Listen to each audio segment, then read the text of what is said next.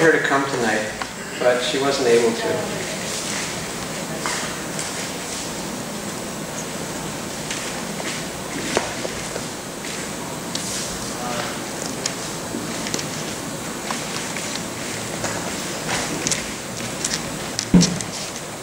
So there's a little bit of magic here. Oh. Hi. Hi, Rosalind. Hi. Hi. So I'm going to introduce Rosalind Peterson. Did I get your name right? Yes. Rosalind Peterson. Who is yes, it's Rosalind Peterson. From California Skywatch, who's done an incredible amount of work in bringing this to the forefront, and also has been working on the agricultural aspects. It's been her latest passion. So people will be able to ask some questions. You stand up here afterwards to her. But Rosalind, I'd like you to tell us a little bit about what you've done and about the connection of how the chemtrails are affecting, of course, aluminum levels are affecting things, the alkalinity of the soil, and the global dimming and other aspects are affecting agriculture. Okay. Hello, everyone. My name is Rosalind Peterson, and I was born and raised on a working farm in Mendocino County, California.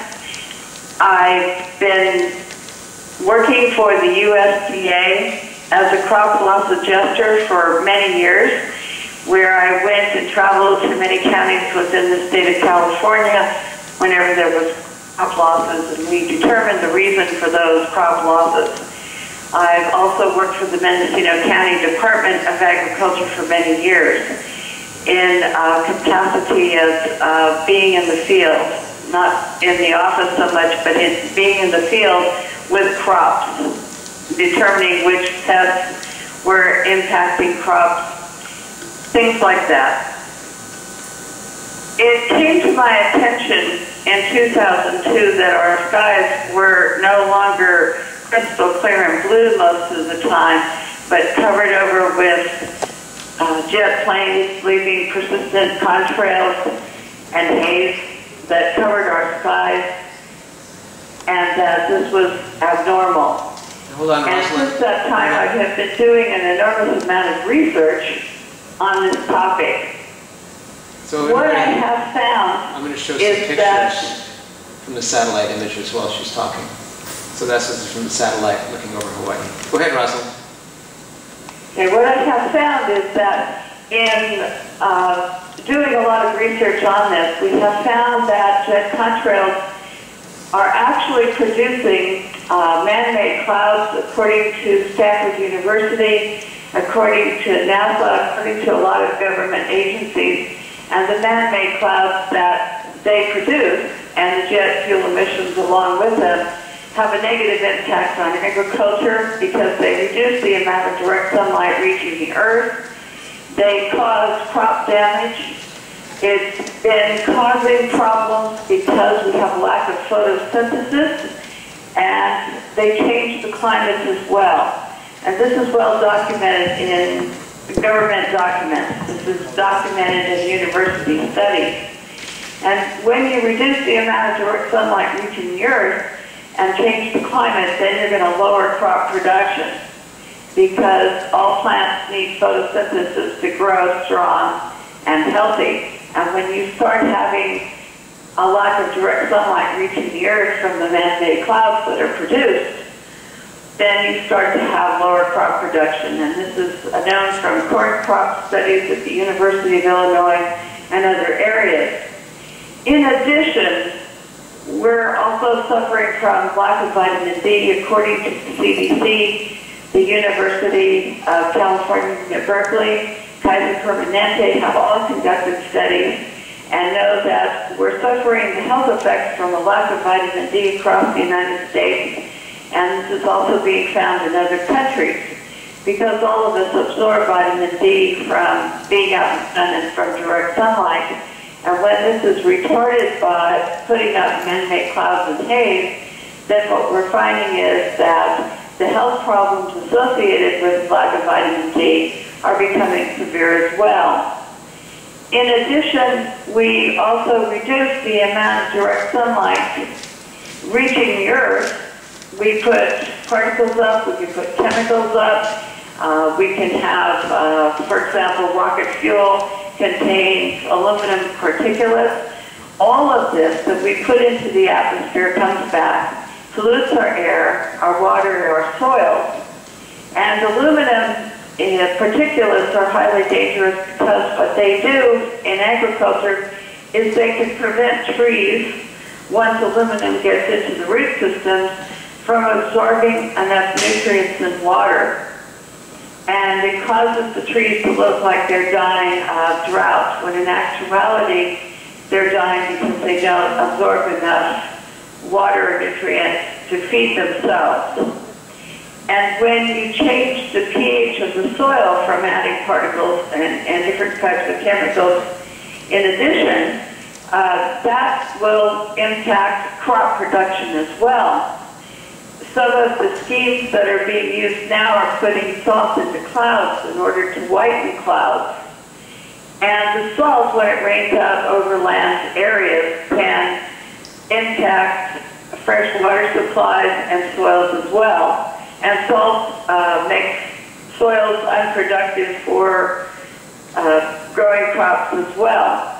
So all of these things that we put into the atmosphere, or plan to put into the atmosphere in the future under new geoengineering schemes, will all have an impact on our ability to have crops growing strong and healthy. It's going to pollute our air, our water, our soil, cause acid rain, tree decline, and lower crop production. So one of the things we have to work toward is to begin to put a stop to these chemicals and particles being released in the atmosphere as part of these experiments, so that we can protect our food supply and our water supplies in the long term, in the future. And this is one reason that I've been speaking out for so long on this topic, is to try and let people know that these persistent contrails are not benign in the environment. They do have tremendous impact. We also talk about gaining power from solar panel power production. And part of the geoengineering schemes that we're seeing reduce the amount of direct sunlight reaching the Earth. And therefore, they will lower solar panel power production. So we have a whole group of negative effects, and all of these negative effects are going to impact our ability to not only feed ourselves, but it impacts our weather and our climate. It changes so many things within the environment that it's going to make it more difficult for all of us to survive in the long term. And with that, if you have any questions, and I'd be happy to answer any of your questions. Anybody having questions? You can talk into this widget right here. For Rosalind? Yes? Is it reversible? I mean, if it stops tomorrow or next week, next month, I mean, what is the... how long will it take to get back to where we were? Is that possible? If we were to say that we stop it right now, and in other words, we get the jets to stop, we stop these experiments, the damage that has been done to the soil and our air will not get any worse. In other words, and in some cases, the trees and the health of the trees may return back to normal. There's a positive here that the earth can renew itself in some cases. But if we don't stop, then it becomes less and less reversible. And so right now, we could stop, and I think that we would have a good chance of starting to recover from some of these programs. Any other questions? Yeah. What action does she recommend us taking?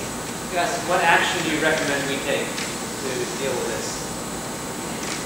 I recommend local action, electing people that stand for putting a stop to this. I recommend putting this on local ballot measures. I recommend community action at the local level. And I also recommend that the more you know and can back up in other words, the facts, and the less you go on belief systems, the more likely you're going to convince other people and unite people into putting a stop to what's going on. So I think that we have to take local action. Ballot measures are a good way.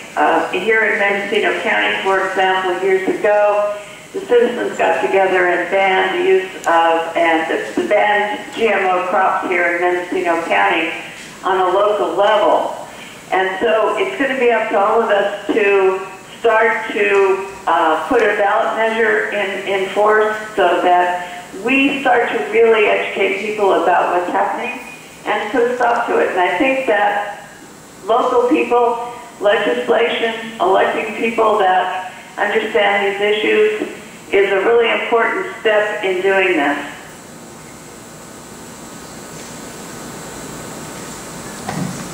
Any other questions? Rosalind? So, yeah, Rosalind has really done so much with what California Skywatch, all the research she's done, all the information she's put out. She's really been a powerhouse, so I'd like everyone to give her some appreciation.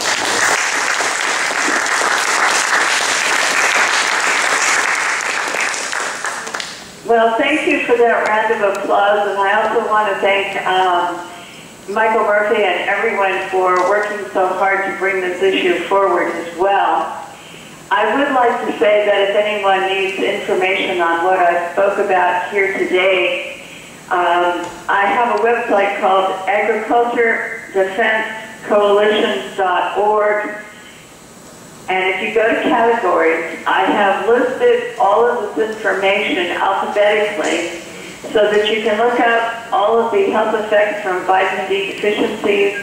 You can look up the solar power information, the corn crop studies from the University of Illinois, tree decline issues. I tried to put this alphabetically so that you could look up geoengineering, for example, the U.S. House hearings on this issue, and the new tests that are going to come up shortly, starting in the next month, to put more particles and chemicals into the atmosphere from different experimental schemes. I've put all of that there for you so that you would have backup information for making clear and concise arguments with other people as well as with your elected officials so that they can see that what we're talking about is real and not part of a conspiracy theory but actually taking place. And with that, I'd like to thank all of you for giving me the time today, and thank you for coming to the meeting, and good luck to all of us. Thank you, Rosalind. Aloha. Oh, Michael says thank you very much. Oh, Michael says thank you very much. I'm sorry, I blipped her off already. These pictures I was showing you are from a static